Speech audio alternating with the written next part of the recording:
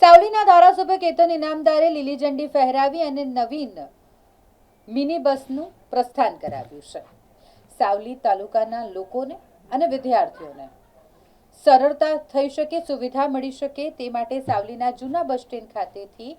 નવીન mini bus સેવાનો શુભારંભ કરવામાં આવ્યો છે અને સાવલીના ધારાસભ્ય કેતન ઇનામદારના હસ્તે લીલી ઝંડી આપી બસને પ્રસ્થાન કરાવવામાં આવ્યું. સ્થાનિક ધારાસભ્ય કેતન ઇનામદારના સતત અથાગ પ્રયત્નો થકી વર્ષોથી બંધ પડેલ એસટી નિગમનું વર્કશોપ કાર્યરત કરાયું અને ત્યારબાદ જૂના બસ સ્ટેન્ડથી બસની અવરજવરનું સંચાલન થતું હોય છે. ધારાસભ્યની બસમાં મુસાફરી કરતા મુસાફરો અને ખાસ કરીને શાળા કોલેજ જતા વિદ્યાર્થીઓની સુવિધા માટે 36 સીટની અલગ અલગ રૂટ માટે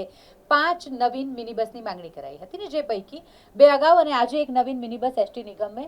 ફાળવણી કરતા સાવલી જૂના બસ સ્ટેન્ડ ખાતેથી ધારાસભ્ય કેતન ઇનામદારના હસ્તે અને સાવલી નગરપાલિકાના પ્રમુખ નગરસેવકોની પ્રેરક ઉપસ્થિતિમાં લીલી ઝંડી ફહેરાવી પ્રસ્થાન કરવામાં આવ્યું. એસટી નિગમને બાકીની બીજી 2 બસ વહેલી તકે ફાળવી મુસાફરોની સુવિધાઓ અને વિદ્યાર્થીઓ સમયસર શાળા કોલેજ અભ્યાસ અર્થે પહોંચી શકે તેવી વ્યવસ્થા જાળવા સંચાલકોને જણાવ્યું હતું.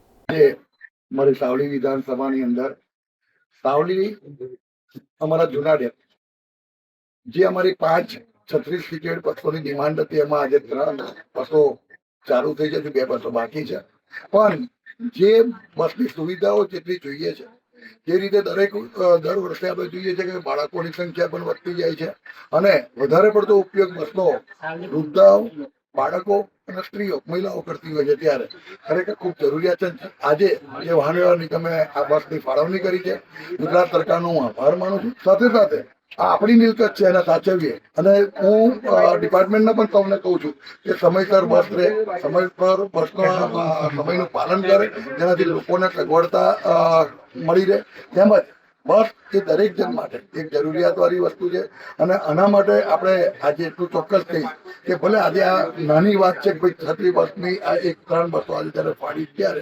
છત્રી બસની જે ઉપયોગ છે, સીટનો જે બસનો ઉપયોગ થાય છે, એ ઉપયોગ જે